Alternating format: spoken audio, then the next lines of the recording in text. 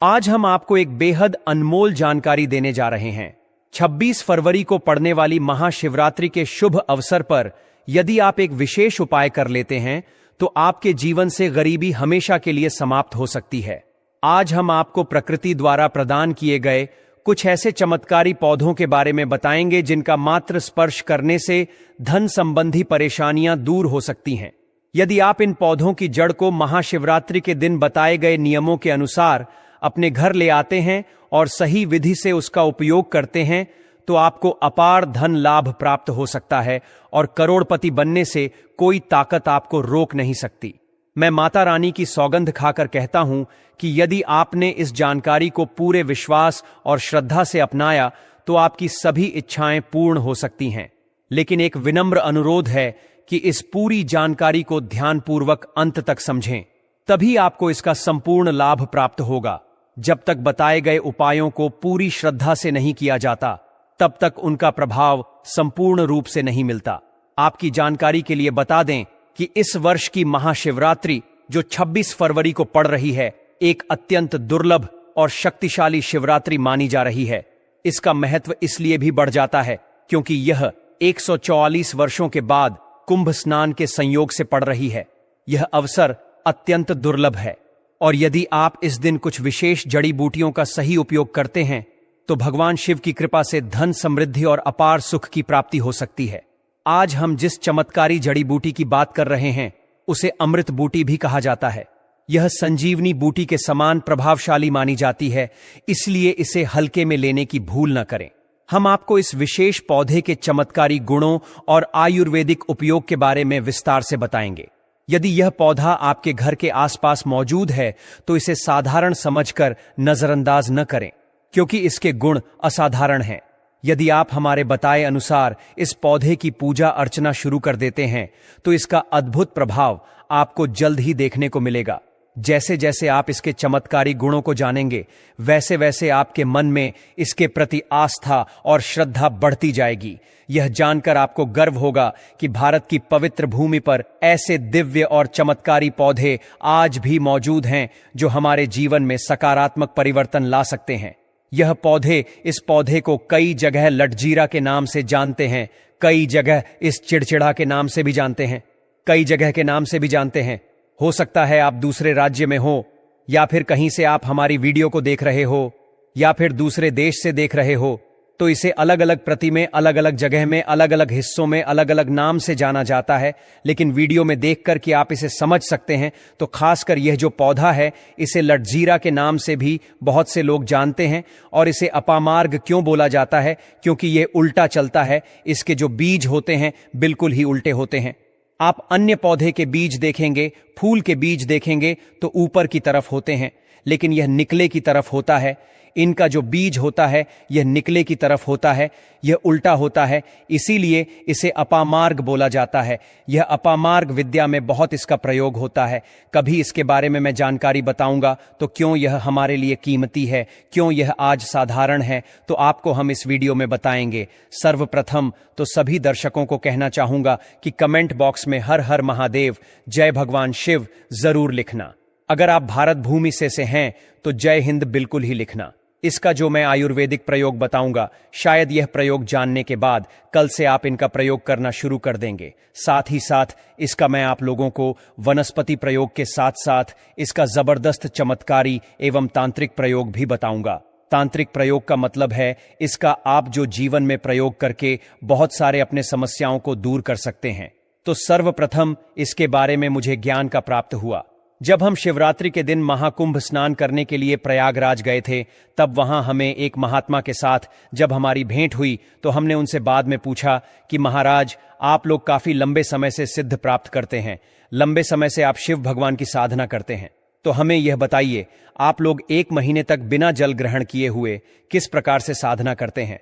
तो उस संत महात्मा ने हमें स्वयं ही बताया कि जो चिड़चिड़ा नाम का पौधा होता है, जिससे आप लोग अपामार्ग के नाम से जानते हैं या फिर इसके कई प्रकार के नाम होते हैं, तो उसमें हमें बताएं कि हम उनके बीच का ध्यान से सुना। आज भी जंगल में महात्मा जितने भी लोग हैं, संत महात्मा जंगल में रहने वाले जो कि शिव की साधना करते हैं, वह भोले भोले बाबा की साधना में लीन रहते हैं और सिद्धियां प्राप्त करते हैं। तो हमें वह महात्मा महाकुंभ में स्नान के द्वारा मिले थे। उसके बाद वह साधना करने के लिए ही बैठे थे, तो हमने उनसे यह पूछ लिया था।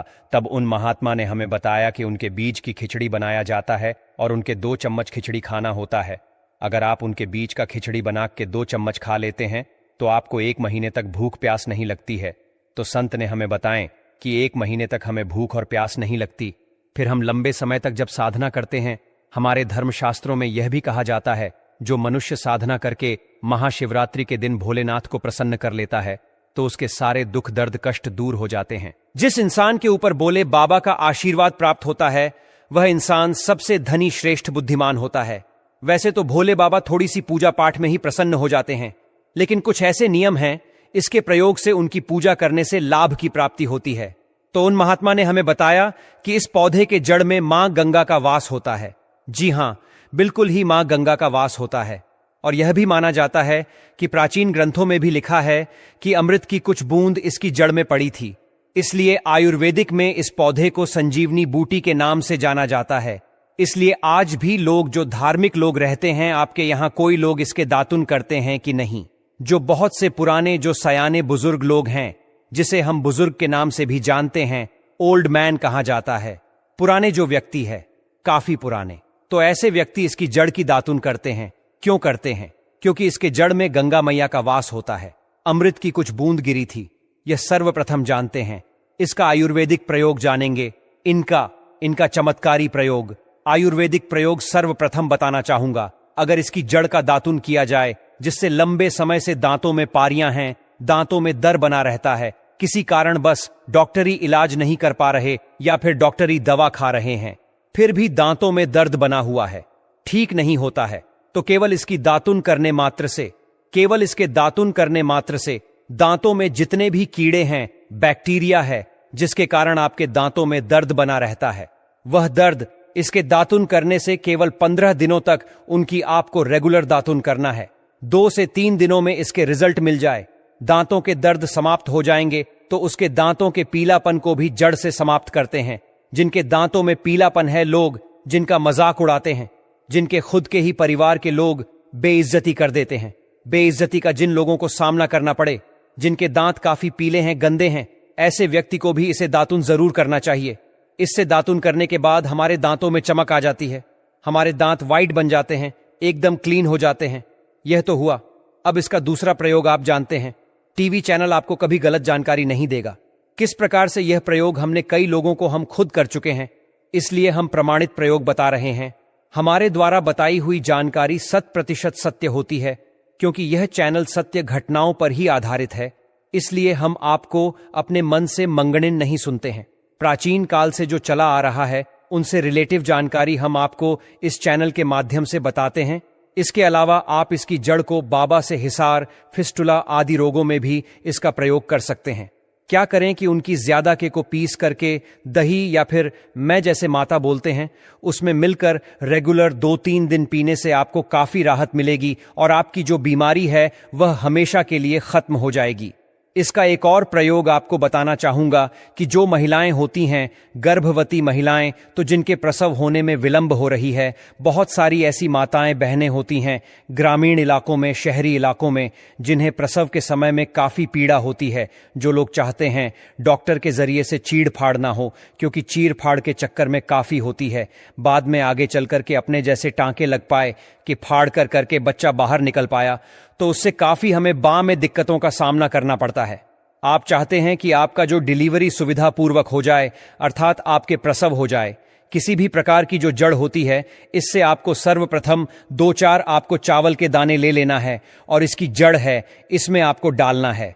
थोड़ा सा इसकी जद में आपको अपनी का और जड़ को ले जाते समय आपको प्रार्थना करना है कि है महाराज, मैं आपको इस कार्य के लिए ले जा रहा हूं कि मैं किसी महिला के लिए गर्भ से जो बच्चे तत्काल बाहर निकल इसलिए नहीं है, इसलिए मैं आपको ले जा, इस प्रकार से प्रार्थना करना है। और इसे लाल कलर के कपड़े में बांध करके जो प्रसूता स्त्री है, जिसके कहा जाए बच्चे गर्भ से बाहर नहीं, उन्हें पहना देना है। बिल्कुल ही उनके 15 मिनट के भीतर में जैसे ही इन्हें पहनाए, इसे लाल कलर के कपड़े में बांध करके पहनना होता है।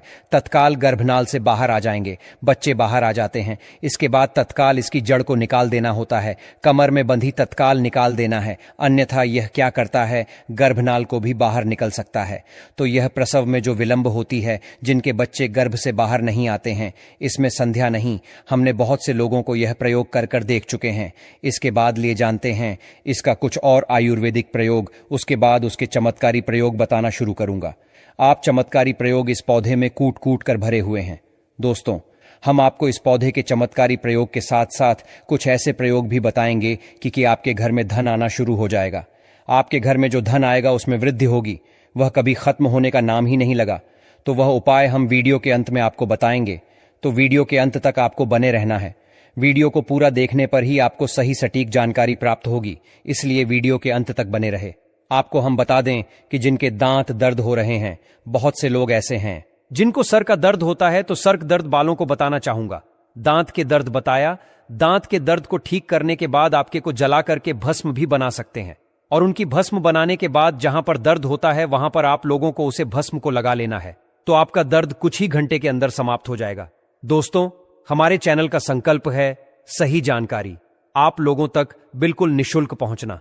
दोस्तों, मेरी एक बात पर और आप गौर करना, हमारा चैनल मात्र एक चैनल नहीं है, बल्कि यह हिंदू धर्म का एक ऐसा मैसेज प्रचारक बनाना चाहता हूं जो कि हिंदू धर्म पूरे भारत नहीं बल्कि पूरे विश्व में जाना जाए और इसका पश्चिम हर जगह हर तो प्रचार हो सके।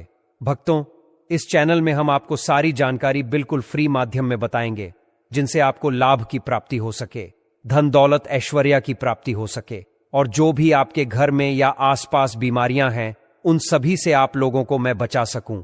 कुछ ऐसे उपाय बताऊंगा को इस चैनल के माध्यम से बताऊंगा। दोस्तों, अगर आप सच में अपने जीवन में समृद्ध सुख और शांति चाहते हैं तो इस चैनल को अवश्य सब्सक्राइब करें और इस वीडियो को अपने सभी मित्रों के साथ साझा करें। यह मेरा प्रयास है कि हिंदू धर्म की महानता को हर कोने तक पहुंचा सकूं, और इसमें मुझे आप सभी का सहयोग चाहिए। अगर आप इस उपाय को अपनाते हैं तो निश्चय ही मां लक्ष्मी की कृपा आप पर बनी रहेगी और आपको धनवान बनने से कोई नहीं रोक सकता। आपको बस करना यह है कि किसी भी एक विशेष पेड़ की जड़ को लेकर आएं और इसे उचित विधि से उपयोग करें। अगर यह उपाय आपके लिए लाभदायक सिद्ध न हो तो आप स्वतंत्र हैं इस चैनल को अनसब्सक्राइब करने के लिए। लेकिन दोस्तों, यह उपाय अद्भुत और सिद्ध है, इसलिए इसे पूरी श्रद्धा के साथ अपनाएं। अब मैं आपको एक चमत्कारी उपाय बताने जा रहा हूं। यह उपाय सिर दर्द, डिप्रेशन, अनिद्रा और अन्य मानसिक समस्याओं के लिए अत्यंत प्रभावशाली है। अगर किसी को अत्यधिक तनाव या सिर दर्द रहता है, चाहे वह किसी भी कारण से हो, यह उपाय रामबाण सिद्ध होगा। इस उपाय के लिए आपको एक विशेष जड़ी बूटी की भस्म बनानी होगी और इसे माथे पर लगाना होगा। इस जड़ी बूटी में ऐसी अद्भुत शक्तियां होती हैं जो न केवल सिर दर्द को दूर करती हैं बल्कि मानसिक शांति भी प्रदान करती है। अगर आप अपने व्यापार में वृद्धि चाहते हैं तो इस उपाय को अपनाएं। व्यापारी वर्ग के लोग जिनका धंधा मंदा चल रहा है या जो अपनी दुकान में ग्राहकों की भीड़ बढ़ाना चाहते हैं, उन्हें इस उपाय का पालन करना चाहिए।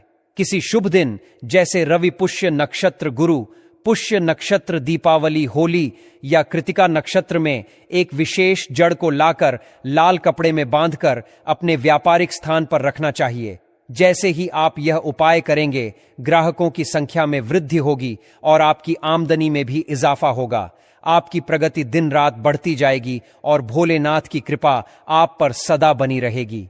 अब एक और प्रभावी उपाय की बात करते हैं। यदि कोई व्यक्ति बेरोजगार है और उसे नौकरी प्राप्त नहीं हो रही है तो उसे यह उपाय अवश्य करना चाहिए। इस उपाय के लिए आपको शनिवार या रविवार के दिन सूर्य उदय से पहले एक विशेष जड़ को लाना होगा। फिर सोमवार और मंगलवार को इस जड़ की विधिपूर्वक पूजा करें और बुधवार को इसे धारण करें। ऐसा करने से आपको मनचाही नौकरी अवश्य मिलेगी। यह उपाय सिद्ध है और इसे एक महान संत ने प्रमाणित किया है। नजर दोष और बुरी शक्तियों से बचने के लिए भी यह जड़ अत्यंत प्रभावी है। यदि किसी व्यक्ति या बच्चे को बार बार नजर लगती है तो इस उपाय को अवश्य करें। इस जड़ को चांदी के ताबीज में डालकर शनिवार के दिन धारण करें। इससे किसी भी प्रकार की बुरी दृष्टि का प्रभाव समाप्त हो जाएगा और आप सुरक्षित रहेंगे। यह उपाय आपको भूत प्रेत बाधाओं से भी बचाएगा और आपके जीवन को सुखमय बनाएगा।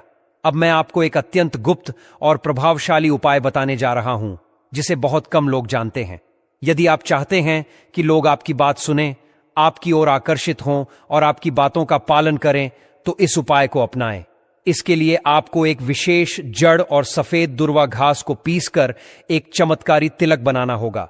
इस तिलक को लगाने से जब आप किसी सभा में जाएंगे तो लोग आपकी ओर आकर्षित होंगे और आपकी बातों को मानने लगेंगे। यदि आप अपने प्रेम संबंधों को सफल बनाना चाहते हैं तो यह उपाय भी अत्यंत प्रभावशाली है। कई बार ऐसा होता है कि प्रेमी युगल विवाह करना चाहते हैं, लेकिन माता पिता सहमति नहीं देते। इस स्थिति में आप इस तिलक का उपयोग कर सकते हैं। जब आप इसे लगाकर अपने प्रियजन के माता पिता से मिलेंगे तो वे आपके प्रति स्नेह महसूस करेंगे और विवाह के लिए सहमत हो जाएंगे। यदि आप चाहते हैं कि आपके शत्रु आपसे दूर रहें और आपके प्रभाव से भयभीत हों, तो इस जड़ को लाल कपड़े में बांधकर अपनी तिजोरी में रखें। ऐसा करने से आपके शत्रु स्वयं ही आपसे दूर हो जाएंगे और आपको किसी भी प्रकार की हानि नहीं पहुंचेगी। यह उपाय अत्यंत शक्तिशाली है और इसे केवल सकारात्मक उद्देश्य के लिए ही उपयोग करें। यह विशेष जड़ी बूटी बहुत ही दुर्लभ होती है, लेकिन भारत में इसके कई स्थानों पर यह आसानी से मिल जाती है। जिन देशों में यह उपलब्ध नहीं है, वहां के लोगों को इसे प्राप्त करने के लिए विशेष प्रयास करने पड़ सकते हैं। महाशिवरात्रि का यह विशेष अवसर 144 वर्षों के बाद आया है और इस दिन किए गए सभी उपाय कई गुना प्रभावशाली होते हैं। इसलिए यदि आप किसी भी उपाय को करना चाहते हैं तो इस विशेष दिन को न चूकें।